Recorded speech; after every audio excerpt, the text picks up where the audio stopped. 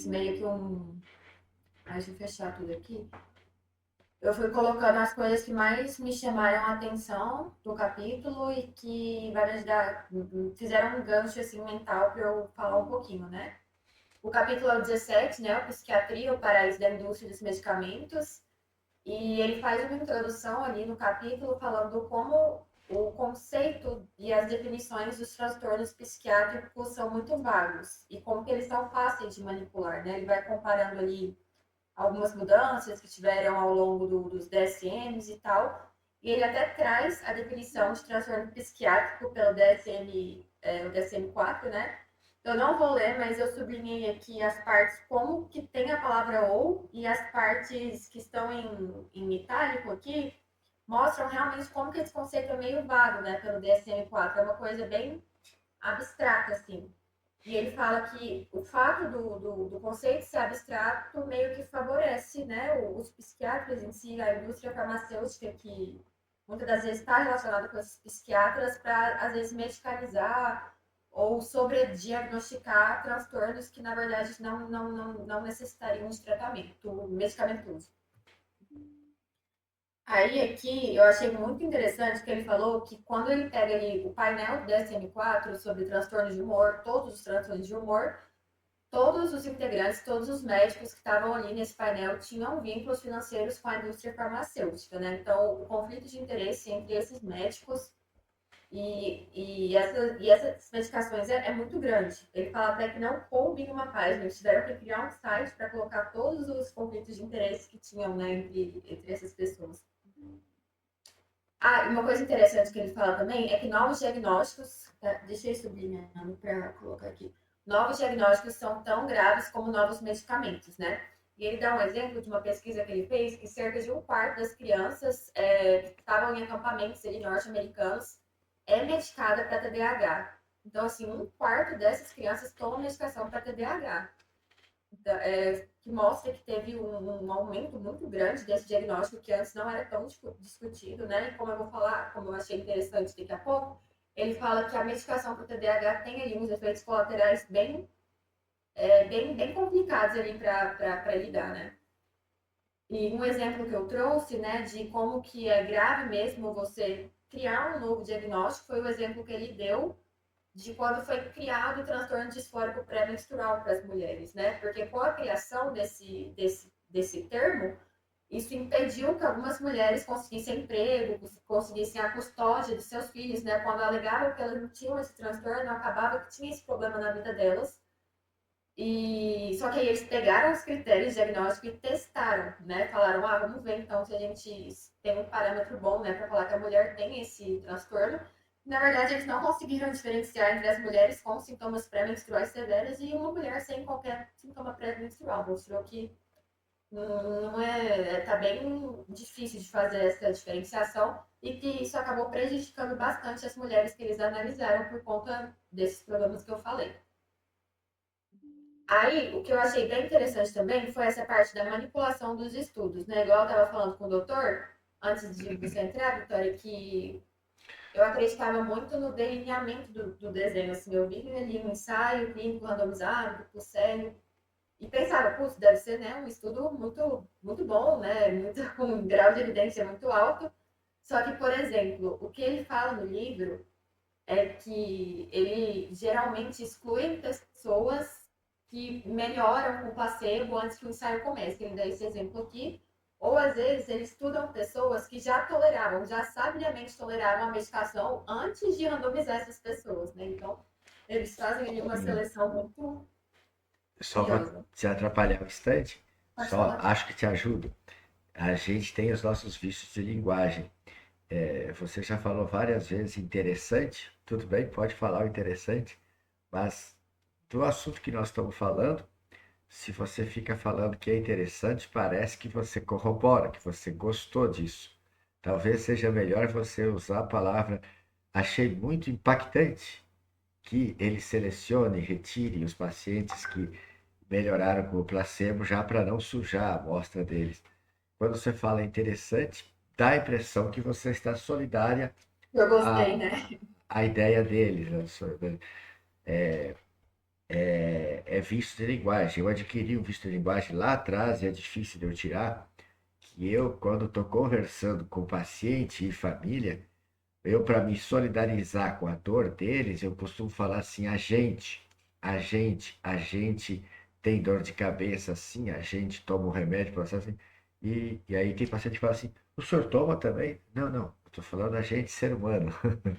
Mas é uma coisa que eu preciso me cuidar disso. E você estava achando muito interessante coisas ruins. Mas vai que você gostou mesmo, não sei. Foi muito impactante, então. Não tão interessante assim. Quando a gente diz que ficou impactado, a gente não está dizendo assim que gostou e que não gostou, mas que aquilo surpreendeu, que aquilo foi notório pra gente, né?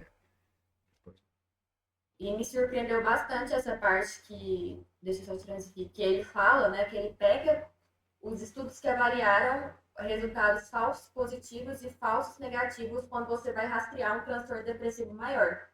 E na maioria desses estudos, os pesquisadores eles já tinham excluído pacientes que já eram diagnosticados com depressão, né? Então, eles realmente delineiam, né, o estudo para já favorecer o que eles estão, o que é do interesse deles, né? Realmente, o que o autor deixa bem claro no capítulo é como esses estudos são feitos para conseguir provar uma certa eficácia ou um certo interesse que eles querem provar, A seja superioridade do remédio a novo, superioridade da medicação, isso. e é, e é lá atrás do livro ele fala assim que certas análises de certos estudos, a discussão de certos estudos, quando você olha, mais se encaixaria para uma peça de marketing em prol do novo medicamento do que uma discussão técnica. E ele fala muito, né, como que a psiquiatria está em crise profunda, porque dentro das áreas da medicina realmente é aquela que envolve os conceitos, igual eu falei no início, conceitos bem amplos, conceitos abstratos, né? E acaba que com o passar do ano a gente tem essa transformação de condições agudas em crônicas e também uma medicalização da normalidade, né? O autor ele fala bastante como que a hipótese de que os transtornos psiquiátricos causam desequilíbrio químico no cérebro é falsa. Ele não concorda com isso. Ele fala que existem evidências que mostram que isso já caiu por terra. Vou dar o exemplo da depressão, né? Que a gente acredita bastante que a depressão está associada com a deficiência de serotonina. E ele fala, né, que não, que já foi mostrado que não, que o grau de evidência não é tão alto para falar isso, tanto é que existem medicações que diminuem a quantidade de serotonina na fenda sináptica e que foi descoberto que essas medicações também funcionariam para depressão, o que corrobora para a hipótese dele. E aqui fala também um dado impactante, né, que antes dos ISRS chegarem ao mercado, né, eram poucas as crianças que tinham alguma incapacidade mental nos Estados Unidos. O autor ele é dinamarquês, só que ele pega os estudos dos Estados Unidos por Estados Unidos ser o local que tem mais pesquisas, né, nesse sentido. Só que 20 anos depois dos ISRS, tinham mais de 500 mil crianças, né? Teve um aumento de 35 vezes de crianças com alguma incapacidade mental, de algum transtorno, com a introdução desses medicamentos. Ele linka bastante essa informação. Como que, às vezes, a inserção de certas medicações pioraram quadros de pessoas que não precisariam delas. Aqui ele fala da medicação de TDAH, né, que geralmente é a medicação que as crianças mais usam, o quanto elas são perigosas, né? Porque não se tem muitas informações sobre ela a longo prazo, né? Só que ele fala que sabidamente elas conseguem prejudicar o coração da mesma forma que dependentes de cocaína a longo prazo, podendo até levar à morte, mesmo em crianças, né? Que tem-se essa ideia de senso comum que nas crianças isso não poderia acontecer, seria mais difícil de acontecer, né? Por ser jovem e tal, mas não. Esses efeitos colaterais podem acontecer até em crianças, que são efeitos bem graves, né? E também a gente sabe que a medicação para o TDAH pode causar um transtorno bipolar em cerca de 10% das crianças, né? Eu não sabia disso, eu fiquei bem chocada quando eu li. como que as medicações que a gente usa, né, muitas das vezes para tratar uma condição psiquiátrica pode acabar desencadeando outra. Induzir um quadro eufórico, um episódio maníaco. Tanto a Ritalina quanto o antidepressivo tricíclico, que se usava bastante antes, a imipramina, e agora está voltando, né? A indústria lançou o Alenta, ou Atenta, acho que é, Atenta, que é um noradrenérgico novo aí para TDAH. E aqui tá a parte que eu falei, né, que ele bate bastante nessa tecla sobre como os medicamentos psicotrópicos não corrigem um desequilíbrio químico, né, que é uma coisa bem difundida, assim. E, na verdade, eles causam, né? Por isso que é tão difícil se livrar dessas medicações quando a gente para. E aí isso cria a ideia, né, de que, na verdade, essas medicações seriam necessárias porque a falta deles gera mal. Mas o autor diz que, na verdade, são as próprias medicações que geram esse problema, né, de abstinência.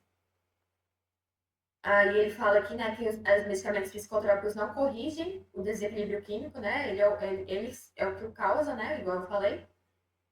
E sobre a ideia de serotonina eu já falei, porque foi a ideia que é mais difundida, né? Que a gente mais conhece sobre a serotonina na fenda sináptica.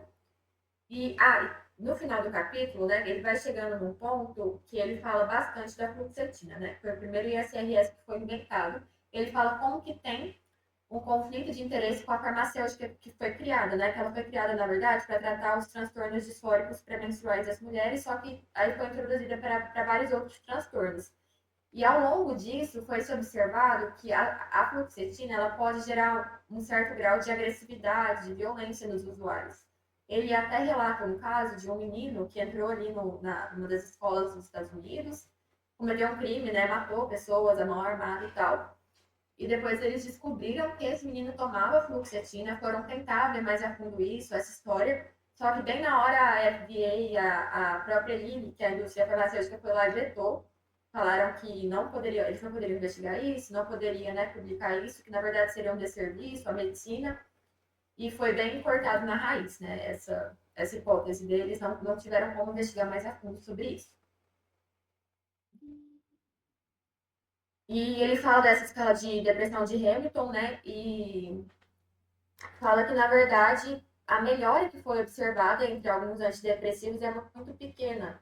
Então, quando você pega as medicações, né, assim, pacientes que essas medicações, na verdade, funcionam melhor em pacientes que estão severamente deprimidos, que são a minoria dos pacientes que foram analisados, né? Então, às vezes os ensaios não mostram uma evidência tão clara de como essas medicações funcionariam bem em pacientes que não estão com essa depressão tão severa. E isso às vezes gera uma falsa ideia de que eles gerariam um efeito benéfico que na verdade que eles não geram, né? Um efeito benéfico que seria mais difundido pela própria indústria. E é isso, foram as partes que eu achei mais impactantes do capítulo 17. Sim, acho que é importante contribuir com a hipótese serotoninérgica, né, da deficiência de serotonina para depressão e ansiedade, que foi ali, acho que 30 de julho de 2022, acho que a revista Nature, fala outro nome, né, não sei falar inglês, saiu uma grande meta-análise dizendo a conclusão final lá é que está na hora de reconhecer que a teoria monominérgica, né, da deficiência de serotonina cerebral para ansiedade e depressão, está na hora de reconhecer que não há reconhecimento científico de que ela aconteça realmente. Se analisou todos os estudos que tem dos últimos 30 anos tentando provar essa hipótese. Tem estudo assim que analisou pessoas que foram privadas de, de 5-HTP, né, para fabricar serotonina. N estudos assim, estudos de líquor, tudo para medir os metabólicos da serotonina, nada conseguiu demonstrar de que exista essa deficiência de serotonina. E é isso mesmo, o uso do antidepressivo, Se ele determina que a serotonina fique mais tempo na fenda, acaba acontecendo uma down regulation, acaba diminuindo os receptores para a serotonina. Então, quando tira o remédio, a pouca serotonina que tem fica no intracelular, no neurônio pré-sináptico, não fica à disposição, e a pouca que sai encontra pouco receptor. Então, os pacientes costumam ficar pior. Então, é essa a ideia que se tem. Será que usar antidepressivo é ou não pior os pacientes a longo prazo? E sobre a fluoxetina. Até eles lançarem a fluoxetina, a indústria jurava de pé junto que o clonazepam e diazepam, que se usava para ansiedade antes, não causariam dependência porque eles teriam meia-vida longa, de cerca de 40 horas. A próxima tomada, o paciente ainda tem ação da medicação, não sentiria o efeito recompensa. Mas assim que eles lançaram a fluoxetina, que era 10 vezes mais cara do que o diazepam e clonazepam e cloxazolam, que não tem mais, eles mesmos passaram a afirmar que causava dependência. Mais tardio do que um alprazolam, do que um lorazepam, que tem meia-vida mais curta, mas que também fariam dependência. E essa melhora que eles produzem, eles vêm, o propagandista da indústria chega para a gente e fala que 2/3 dos pacientes melhoram, ou seja, 66% dos pacientes melhoram com o remédio dele. Mas ele não te conta que 60% dos pacientes do estudo melhoraram com o placebo. Então não é verdade que 2 em cada 3 eles melhoram. Na verdade é que em 100 eles melhoram 6. 60 já iam melhorar mesmo naturalmente ou com o placebo.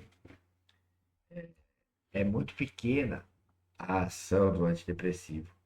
E tem outros capítulos para trás aí que eles falam isso, dos pacientes que evoluíram com agressividade, com uso de antidepressivo, dos pacientes que se suicidaram, nem na fase de estudo clínico, na fase de segurança lá, onde pessoas sadios se submetem a tomar só para verificar a presença de efeitos colaterais e a disponibilidade no plasma, né? Pessoas que se suicidaram, eles escondem isso, eles só colocam que tantas pessoas descontinuaram o estudo. Não coloca lá que 2, 3, 4, 6, 8, sei lá, cometeram suicídio sob a ação do medicamento. E o que, que a indústria traz para a gente na propaganda quando a gente fala sobre isso? Não, doutor, veja bem, o paciente com antidepressivo se mata porque na depressão o antidepressivo melhora primeiro a energia do paciente, a fadiga, antes de melhorar a esperança. E aí o paciente estando energizado pelo antidepressivo, mas ainda desesperançado com a vida, ele usa essa energia contra ele e se mata. Mas é um risco que existe, tem que avisar o paciente, mas é um risco que a gente tem que correr. E aí quando a gente para pensar, tem o risco de eu não beneficiar o paciente a longo prazo. O efeito terapêutico é pífio. A teoria da monoaminérgica já está demonstrado que não tem como demonstrar, deve ser furada. Existe o risco para suicídio, a gente tem que pensar muito antes de usar antidepressivo e usar se o paciente quiser e usar quando o paciente já tem vínculo com a gente, quer usar e aceita usar. E não é o que a gente tem visto, né? A gente tem visto as pessoas terem uma crise de pânico, às vezes, aparecendo para o socorro e sair de lá com uma receita de sertralina, estalopram, fluoxetina, mais o Rivotril para tomar em casa. Não precisaria ser assim, não deveria ser assim. Rafaela, não conhecia essas fontes aí, não? Não, nossa, E tu falou que tu gostava de olhar os desenhos, os estudos, e agora tu acredita que vai conseguir ter mais crítica para sim, enxergar o desenho? sim. Foi uma coisa que eu acho que o que mais me impactou mesmo foi essa questão de como que eles delineiam mesmo, né, o estudo, as pessoas que eles pegam, a forma que eles fazem. Eu nunca tinha parado para refletir, né, sobre como que isso pode gerar um resultado ali maquiado, né, completamente maquiado. E a principal coisa que eu penso, existe a revisão por pares, né, que o estudo está sendo feito, eles enviam os dados, mas nunca em nenhum lugar eu vi escrito de que um estudo pode vir sofrer intervenção e ser fiscalizado. Eles tinham que enviar os dados com o nome e endereço dos pacientes e tinha que ter verba para essa revisão dos pares, para alguém desses viajar, ir lá naquele país que estão sendo feitos os estudos, visitar os pacientes e perguntar: você assinou o consentimento informado? Você sabe que está participando desse estudo? Como é que não é? Porque tem outras partes desse livro falam até que matemáticos já olharam resultados de certos estudos e falam assim que tem grandes indícios de que os dados são feitos por um algoritmo de computador. E não é estranho. Eu estou desde 92 dentro de hospital e de ambulatório, coisa e tal. Eu nunca conheci um médico que participasse de uma pesquisa e nunca conheci um paciente que fosse uma cobaia de uma pesquisa dessa. Eu também não. Tá? Vamos com a colega Vitória? Estão conseguindo ouvir bem ou tá dando aquele eco esquisito? Não, tá bom. Perfeito. Antes de começar, queria falar só um negócio da Rafa, que eu achei muito interessante desse capítulo. Foi Muito aquela impactante. muito impactante. Aquela parte que ele fala bem lá no início dos critérios diagnósticos do DSM-4, que o luto passou a ser os critérios diagnósticos para síndrome depressiva, né, para depressão, sendo que é uma coisa momentânea. Aí eu fiquei sentindo muito sobre isso, porque realmente, né, é uma coisa momentânea. Eu até conversei isso com o doutor lá do CAPS, que são situações na vida que a gente enfrenta mesmo, são coisas pesadas. Às vezes não é um quadro depressivo que ele vai durar só um mês, às vezes se estende um pouco mais. Mas se a gente entrar com um remédio que só vai ter efeito depois de um mês de uso, a longo prazo, o que isso vai causar no paciente, né? Vai ter muito mais impacto do que se ele simplesmente enfrentasse aquela situação, tivesse o apoio da família, às vezes uma psicoterapia, ao invés de entrar com um psicotrópico, né? Olha, a subjetividade do diagnóstico psiquiátrico é tão grande que, por exemplo, se a gente tivesse vagas hospitalares de hospital psiquiátrico mais fáceis, a gente nem precisaria do sistema prisional para prender um monte de gente, como está sendo feito assim pela atual situação, fazendo com a oposição. A gente poderia botar muitos no hospital psiquiátrico. É muito fácil de internar um inimigo político no hospital psiquiátrico, alegando que ele é louco.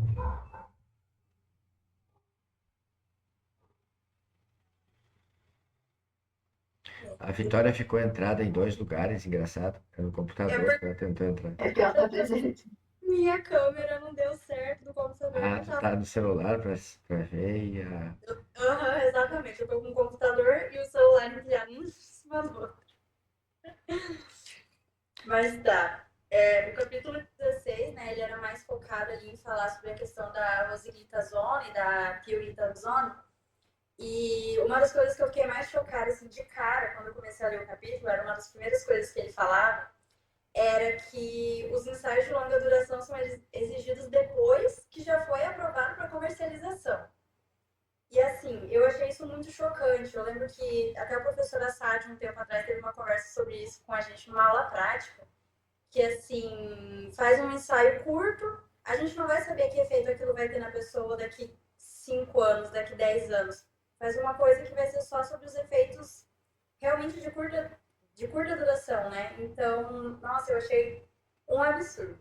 E aí, essa questão da rosiglitazona, né? Ele fez essa comparação também sobre a questão do colesterol LDL, que a rosiglitazona estava tendo um aumento, estava demonstrando nos ensaios um aumento que seria proporcionalmente, né, em questão de porcentagem, igual ao da ezetimiba, que é um medicamento usado para combater a dislipidemia, né, para tentar controlar. Só que a ezetimiba, com essa porcentagem de redução, foi aprovada como uma coisa benéfica e a rosiglitazona, com a mesma porcentagem negativa, ou seja, que ela iria aumentar o LDL na mesma proporção que ezetimiba abaixa, foi aprovada também. Isso não foi feito. É só usar os dois, aí vende os dois. Exatamente. Eu fiquei em choque com isso.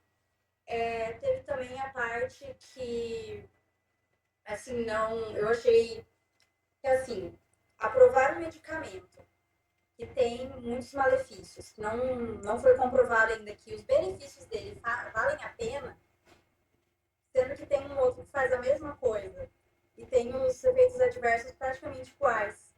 Porque quando eu comecei a ler o capítulo, ele falava da rosiglitazona e eu tava assim, nossa, mas por que aprovar esse remédio se tem a pioglitazona?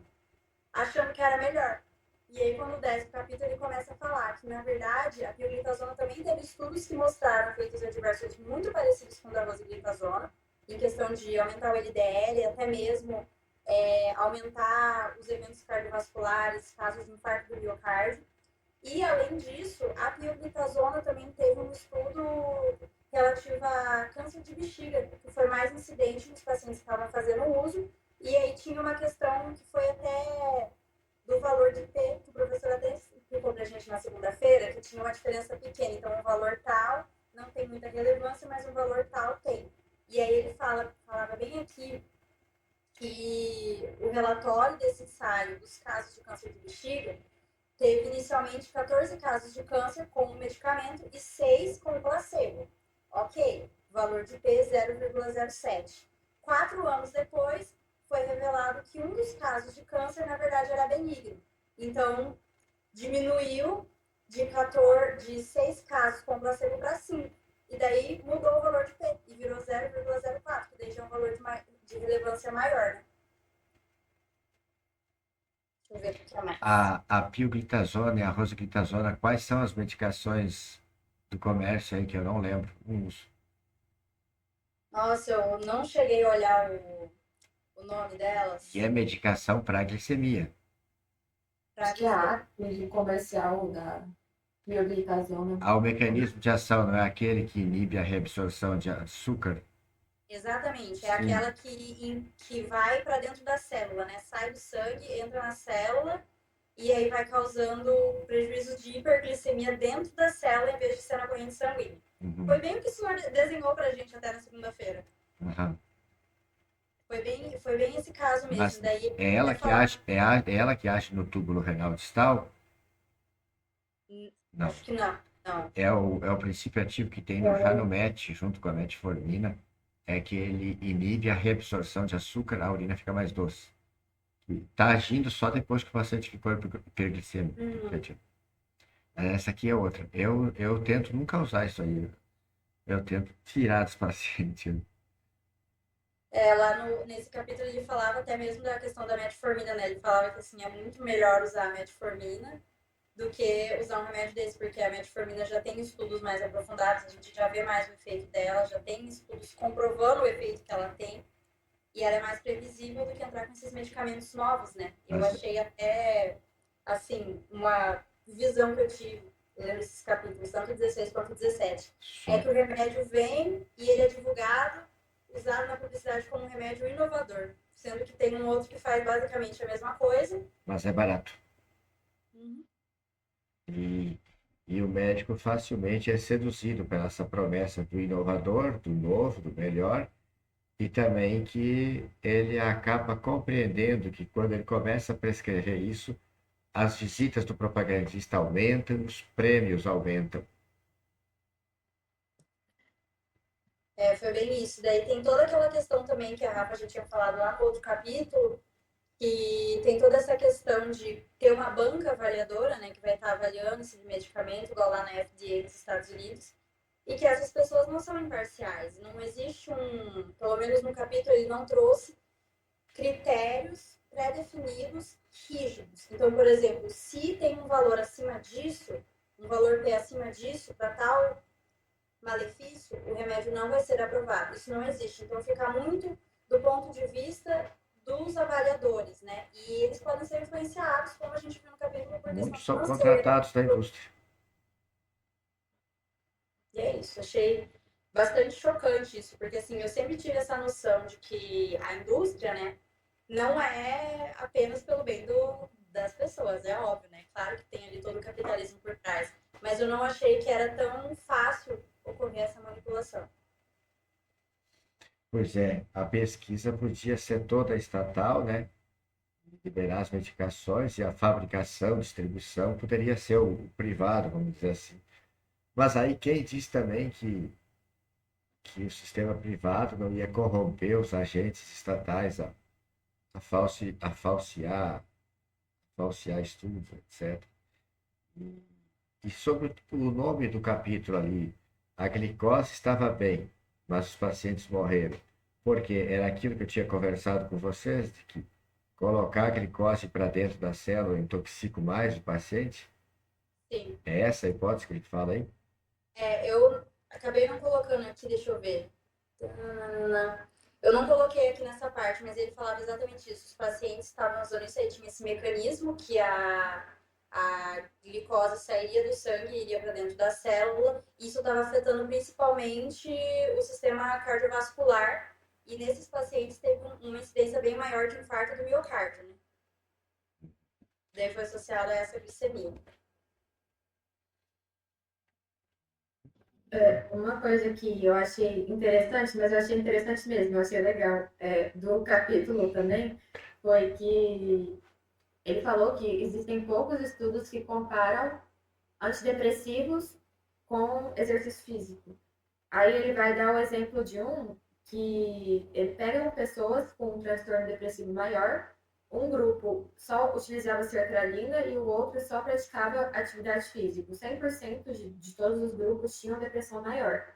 Aí, ao longo do ano, no grupo que praticava exercício físico, apenas 30% das 100% iniciais tinham transtorno depressivo maior, enquanto no grupo da sertralina eram 52% das pessoas que tinham transtorno depressivo maior. Eu achei isso tudo bem.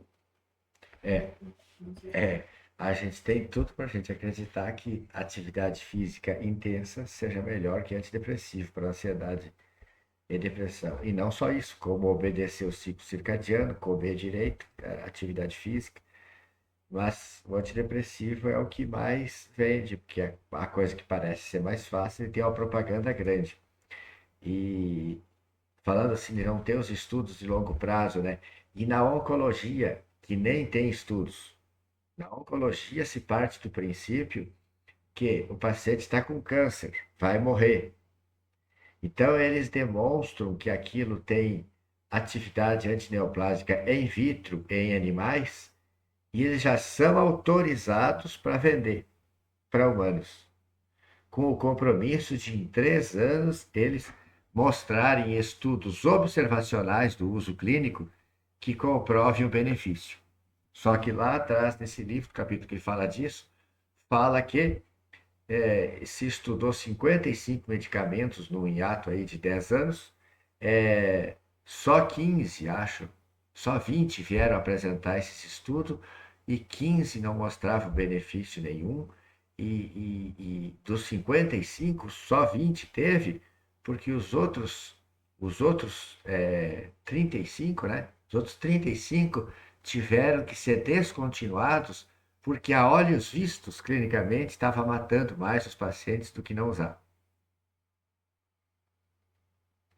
Entendeu? A oncologia é outro paraíso também, porque eles podem lançar medicamentos sem ensaio clínico e só corroborar em 3 anos dados, dados observacionais do uso clínico, de que os pacientes estão vivendo mais.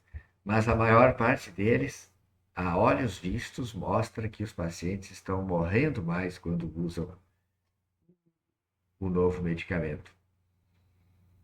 E, e não existe estudo comparando um medicamento estabelecido com, com um novo.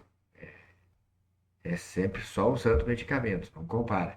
Nunca vai se saber se às vezes um paciente com câncer levar uma vida bem alimentado, bem regrada, tudo, se não ia viver mais se não fizesse quimioterapia nenhuma.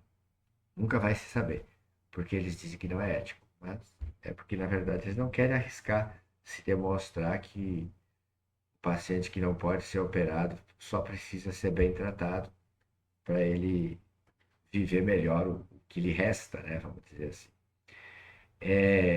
Na psiquiatria, lá atrás no livro, ele fala que a psiquiatria é o mar, porque assim, o delineamento de estudo não existe uniformidade nenhuma. Pegando assim 800 estudos, nenhum estudo repete o mesmo desenho do outro. Cada um é de um jeito. Então, você comparar, fazer meta-análise com o estudo de psiquiatria é quase impossível, é uma salada de fruta. Cada estudo é de um jeito. O tempo de segmento também. O que eles estudam, o antipsicótico, é 8 semanas.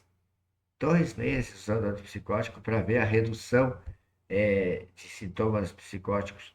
Em 8 semanas, teve muito pouca visão dos efeitos a longo prazo, metabólico. E assim, às vezes só a sedação que a medicação produz parece que o medicamento melhorou o paciente, mas mais a longo prazo, como é que é? Então, e mesmo assim, clinicamente, o que que a gente nota na psiquiatria? Que a gente ajuda muito pouco os pacientes de ansiedade e depressão, e a gente nota que a gente tem uma ação bem mais incisiva, bem mais marcante na doença bipolar e na esquizofrenia.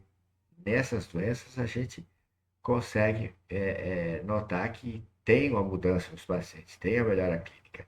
Se a gente não medicasse esses pacientes psicóticos ou em euforia, seria desastroso para eles. Mas tem seus problemas também. Quanto a TDAH, existe quem questione se existe mesmo a doença TDAH ou se isso são só manifestações neuropsiquiátricas de neuroinflamação. Porque agora, estudando mais essas coisas de tratar os pacientes mais integralmente, a gente começa a ver uns casos, tem umas nutricionistas que são bem power, aí dão aula nas pós-graduações, casos de criança com TEA, com TDAH, com TOD, com epilepsia, que não tiveram jeito aqui na capital, foram para São Paulo, junta médica de pediatra, neuro, psiquiatra, aí fala, não, não tem jeito, vai ter que usar 4 antiepiléticos, 2 antipsicóticos, mais o Venvance, e a criança quase todo 4 anos não falava, convulsionava, hiperativo, diagnóstico de TEA. A nutricionista funcional vê a criança, faz o inventário e percebe. A criança só come doce, laticínio, farinha, tudo de alto índice glicêmico. Ela vai lá e arruma a dieta para a comida de verdade. Arroz integral, batata, mandioca, tira laticínio, aveia, coisa e tal. Com uma semana a criança para de convulsionar. Ela diz, ó, a criança fazia era hipoglicemia. Alto índice glicêmico, hipersecreção de insulina, logo em seguida irritabilidade, agitação, convulsão por hipoglicemia. Com 3 meses foi rever, todo mundo maravilhado na família, que a criança começou a falar, agitou menos, não teve mais convulsão, estava visivelmente melhorando. Aí ela conta assim, a Denise Carreiro, a, a irmã de 14 anos veio junto assim, vidrada em mim. Ela disse, eu pensei que ela estava maravilhada com o irmão de 4 anos que melhorou. Não, quando eu dei a palavra para ela, doutora, a pele dele melhorou muito, eu quero que a senhora dê jeito nas minhas espinhas. Para nutricionista, né? Então, assim, as crianças que não têm boa resposta com várias tentativas medicamentosas e o quadro é grave, é desesperador, essa família é que vai estar preparada para acatar o que uma nutricionista maluca, feia do caçamba, chega lá e diz que é para parar de dar todinho, para dar comida de verdade para a criança. Aí a família está desesperada, não tem mais para onde ir, faz e a criança melhora. Tá mal nutrida a criança. E agora as crianças dormindo tarde, estímulo de tela, dopamina, dopamina, dopamina o tempo todo. Essas crianças não aprendem a falar com as pessoas, não se relacionam, chegam no consultório, diagnóstico de TEA. Deram diagnóstico de TEA, a mãe e a família já acham automaticamente eu sou incompetente para cuidar dessa criança. Pede 5 sessões de terapia por semana E essa criança, quando não está na escola, está na terapia. Chegou em casa, uma bomba de risperidona ou de aripiprazol para pacotar e dormir. Quem que está ganhando com isso? A indústria vendendo e as tramclínicas, as policlínicas, que têm colegas médicos, neuropsiquiatra, psicóloga, neuropsicóloga, fonopedagoga, que estão ganhando. Porque pegam a criação, a educação dessa criança para si, porque se a criança vai ficar um turno na escola, vai fazer 5 sessões semanais de pedagoga, psicóloga, TO e fono, o outro turno ela está completa nas terapias. E aí como é que fica?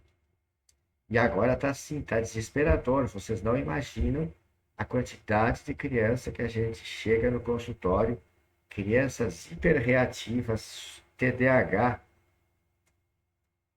notório com TOD, todas elas chegam com diagnóstico de TEA. Criança que estuda na PAI porque tem síndrome de Down, retardo mental moderado, deficiência intelectual moderada. Todas elas chegam lá vindos dos colegas médicos, não dos psiquiatras, mas dos neuros, com omissão do diagnóstico de F71 e com F84, autismo. Se criou uma indústria de autismo, empurrar todas as crianças com algum problema para dentro do autismo, que aí rende mais terapia. E, de certa forma, a população aceitou que enche de... Era risperidona antes, agora é aripiprazol. Por quê? Porque risperidona as prefeituras passaram a comprar e é acessível para as pessoas comprar. Aí os propagandistas estão falando para os médicos receitar aripiprazol. É mais caro e não tem no alto custo do SUS. As pessoas têm que comprar ou têm que entrar com advogado via judicial para obrigar a prefeitura a comprar. Aí ganha a indústria, ganha o advogado. E ajuda as crianças? Não. Eu já consigo ver isso de 3 anos para cá, que eu mudei o jeito de clinicar. As crianças que eu mais consigo ajudar é as que eu retiro medicação e convenço as mães de subtrair as telas e melhorar a alimentação. É notória a melhora. Então, será que existe mesmo diagnóstico de TDAH? Ou as crianças estão subnutridas? Quase todas elas vão estar lá com deficiência de ferro, deficiência de B12, com PCR aumentada, ácido úrico lá em cima, insulina lá em cima. Dá para alguém ficar bem com insulina lá em cima, ácido úrico lá em cima, PCR lá em cima? Acho que não, porque a criança está comendo só industrializado, só industrializado. Estamos quase 1 hora, falta 15 minutos. Eu agradeço demais vocês tolerarem estudar esse tipo de coisa aí. Eu vou tentar enviar para vocês outro PDF que eu não tive tempo de ler ainda. É Como Mentir com Estatísticas. É outro livro que ensina, é bem basiquinho ele, mas eu acho que ele ensina a gente, pelo que eu entendi, a como a gente perceber quando a gente está sendo manipulado por valor, índices relativos lá dos estudos, porque quando eles falam lá, esqueci o nome da palavra, valor relativo lá, é porque assim, o resultado é muito ruim, e aí eles dão a impressão melhor quando eles usam os números relativos lá. Impressiona a gente às vezes, e a gente está sendo manipulado naqueles estudos apontando aquelas coisas. Vocês foram muito bem, conseguiram ler, transmitir, mas o livro, de certa forma, todo ele é uma repetição disso, mostrando onde a gente foi manipulado. E o pior é que, se vocês vão conversar com quem nunca viu isso, tá todo mundo muito confiante assim, no que leu, no que está sendo trazido pelo propagandista.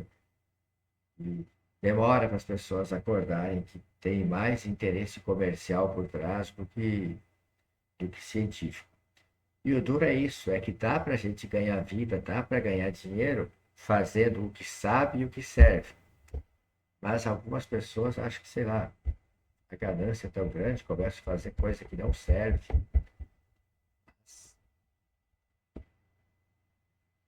Temos que fazer nosso trabalho de formiguinha. Eu acho que até mesmo a gente, quando a gente começou a ler o livro, quando eu vi aquela sobre a hipótese serotoninérgica não existe, né? Eu fiquei tipo assim, nossa, como assim? Eu tava meio bem resistente a aceitar a ideia, né? Só que aí eu fui vendo e realmente ele, todos os parágrafos, ele numera e ele coloca logo embaixo a referência dele, né? E são coisas muito bem embasadas que ele tem. Ele tem toda ali um arsenal de evidências que comprovam tudo que ele está falando. Aí depois eu fui pesquisar e falei, nossa, realmente, o estudo da Nature caiu por terra e fiquei bem impressionada com essa explicação. Eu tinha. Desculpa, senhor. Eu tinha percebido essa questão das hipóteses umas 2 semanas atrás, que antes da gente começar agora a psiquiatria, eu tinha dado uma revisada no médio curso. E todos os transtornos é essa mesma coisa. A hipótese de que pode ser isso, isso ou isso. Nunca é isso. Aí, quando eu peguei o livro e ele falou que a hipótese era, bem, era apenas hipótese, não tem como comprovar isso, e a gente vai para o tratamento com psicotrópico sem ter a certeza, aí eu falei, não, realmente, não tem nem como querer discordar, porque lá nas outras referências ele já fala isso. A gente já chega sabendo que não tem uma explicação 100% certa disso. E por que a gente não acreditar na teoria da neuroinflamação, né? Porque pessoas sadias mentalmente, quando gravemente enfermas, fazem o quadro de delirium. E você compensa essa pessoa, lógico, você faz haloperidol ali para aquietar ela, acalmar ela, e depois que passa a descompensação clínica, ela fica perfeita de novo. E por que que clinicamente eu vi alguns pacientes que sobreviveram à enfermaria Covid com falta de ar e saíram de lá em surto psicótico? E eu tratei, essa pessoa melhoraram e não voltaram a fazer sintoma psicótico, nem ficou sintoma residual de esquizofrenia. Foi a inflamação que a Covid faz.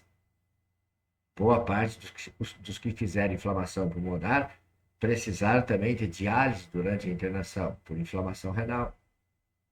E depois voltou à função renal. Eu acho muito mais plausível acreditar na teoria da neuroinflamação. Por que que pessoas que têm ansiedade e depressão ao longo da vida, que têm psicose, fazem demência mais vezes, mais cedo, etc. Porque elas estão neuroinflamadas todo ao longo da vida. E vão ter, lá quando chegar Alzheimer, quando chegar Parkinson, vai ter a lesão física já lá dos neurônios.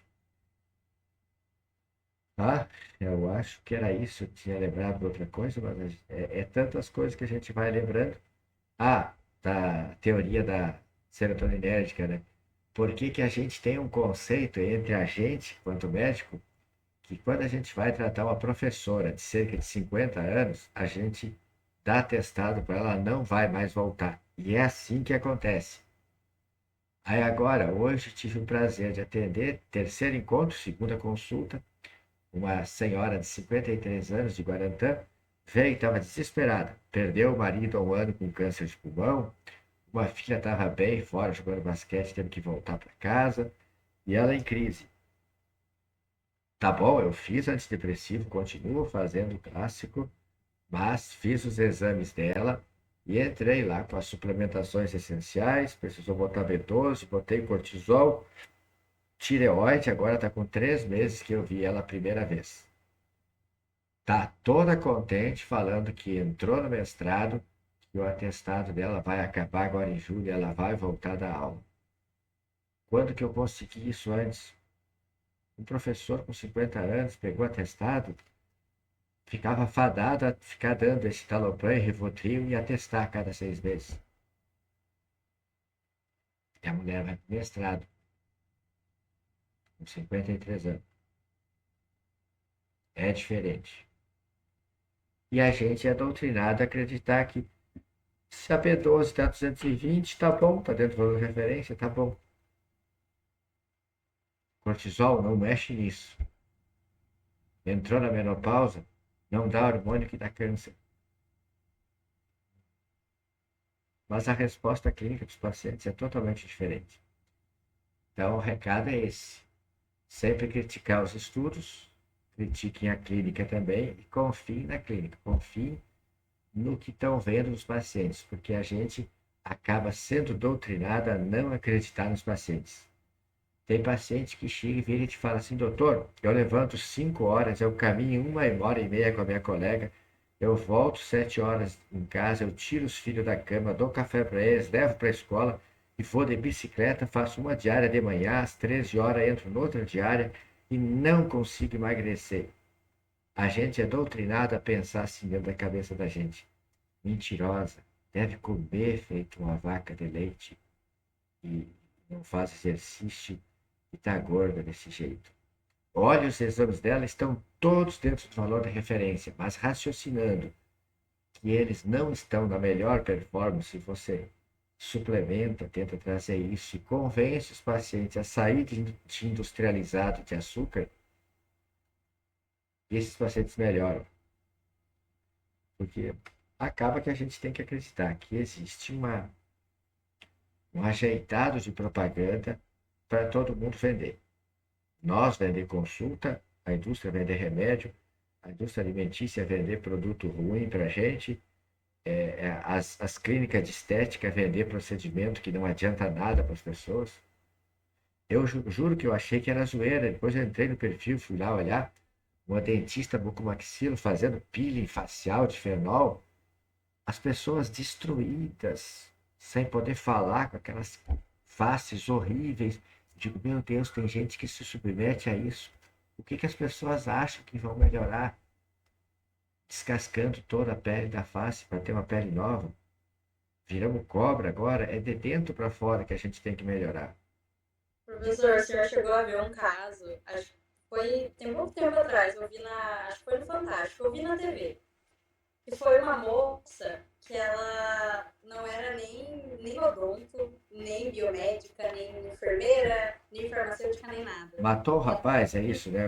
Foi. O namorado até estava filmando, né? Assim. Que ela fez o curso de peeling de fenol, ela não era nem esteticista, nada, tipo, a menina só fez o curso, foi lá, não tinha suporte nenhum pro menino na clínica, ele teve uma reação, parou e a mulher sabia fazer. Eu vi algumas coisas de fotos, ferimentos profundos, deve ter feito uma sepse ali. Um tanto ferimento. Tá bom, meninas? Obrigado. Segunda estamos lá. Segunda-feira eu sou para ter uma reunião com uma advogada previdenciária, já estou depois de 50, tenho que contar meus tempos, ver se eu faço 2 aposentadorias, uma, juntar ao F.